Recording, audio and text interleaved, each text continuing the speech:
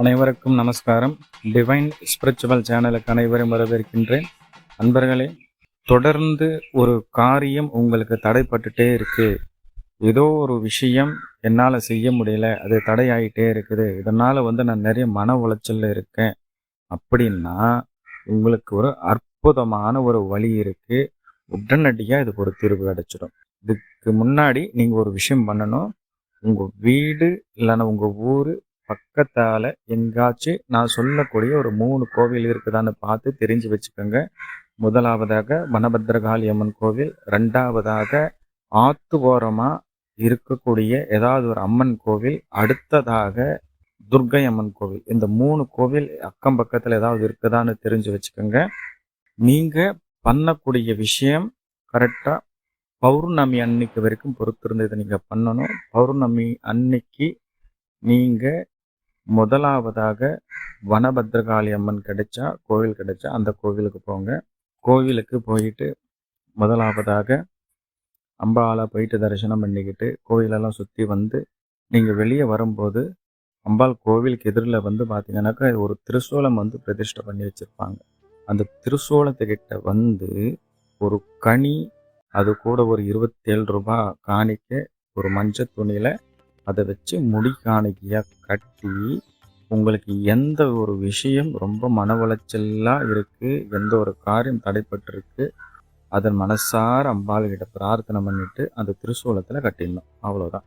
கட்டிட்டு அதுக்கப்புறமா நீங்கள் என்ன பண்ணணுன்னா, அதே திருசூலத்துக்கிட்ட 2 நெய் தீபம் ஏற்றுங்க. 2 நெய் தீபம் ஏற்றிட்டு அதே இடத்துல உட்காந்து ஒரு 5 இல்லைன்னா 10 நிமிஷம் நிம்மதியாக அம்பாளை நினச்சி தியான நிலையில் உட்காரணும். எதையுமே யோசிக்கக்கூடாது, எதையுமே சிந்தனை பண்ணக்கூடாது. கண்ணை மூடனா நீங்கள் அம்பாளை போயிட்டு எப்படி தரிசனம் பண்ணீங்களோ அதே உருவம் அப்படியே மனக்கண்ணில் தெரியணும். அந்த மாதிரி நிம்மதியாக உட்காருங்க ஒரு 5 இல்லைன்னா 10 நிமிஷம். அதுக்கப்புறமா எழுந்திரிச்சு அம்பாளை நினச்சி ஒரு நமஸ்காரம் மட்டும் பண்ணிக்கணும். அம்பாளே, உன்னை நம்பி போகிறேன், எனக்கு ஒரு வழி பண்ணி கொடு. நான் பிரச்சனைகள்லேருந்து எனக்கு தீர்வு வேணும், அதுக்குண்டான விஷயங்கள் எனக்கு பண்ணி கொடுன்ட்டு மனசார பிரார்த்தனை பண்ணிவிட்டு நீங்கள் அங்கிருந்து போயிடணும். அவ்வளோதான் விஷயம், வேறு ஒன்றும் கிடையாது. இதை நீங்கள் வனபத்ரகாளி அம்மன் கோவிலில் பண்ணணும்.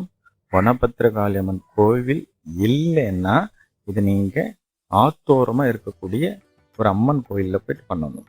அந்த ஆற்றுல முக்கியமாக தண்ணி ஓட்டம் இருக்கணும், வறண்ட ஆறாக இருக்கக்கூடாது. அடுத்ததாக நீங்கள் ஒரு துர்க்கை அம்மன் கோவிலுக்கு போகிறீங்கன்னா அந்த துர்க்கை அம்மன் பாதத்தில் வைக்க சொல்லி, அந்த முடி காணிக்கையை அந்த பாதத்தில், அம்பாளுடைய பாதத்தில் வைக்க சொல்லி அர்ச்சகர்கிட்ட கொடுத்துடணும். பிறகு அதே போல் 2 நெய் தீபம் அங்கே அம்பாளுக்கு நீங்கள் ஏற்றிட்டு இதே மாதிரி பிரார்த்தனை பண்ணிட்டு வரும். இவ்வளோதான் விஷயம், பெருசாலாம் ஒன்றும் கிடையாது. இதுக்கப்புறமா பாருங்கள், நடக்கக்கூடிய அற்புதங்கள் உங்களுக்கே தெரியும். நல்லா கண்கூடா பார்ப்பீங்க. எதெல்லாம் பிரச்சனை, எதெல்லாம் எனக்கு மன உளைச்சல்னு நீங்கள் நினைச்சிங்களோ அதெல்லாம் பனி விலகின மாதிரி உங்களை விட்டு விலகி போகிற ஒரு அற்புதம் உங்கள் கண்ணு கூடா நீங்களே பார்க்கலாம். இது போல் அநேக நல்ல விஷயங்களை அடுத்தடுத்து பேசுவோம். தொடர்ந்து இணைந்திருங்கள். சிவாய நமஹ.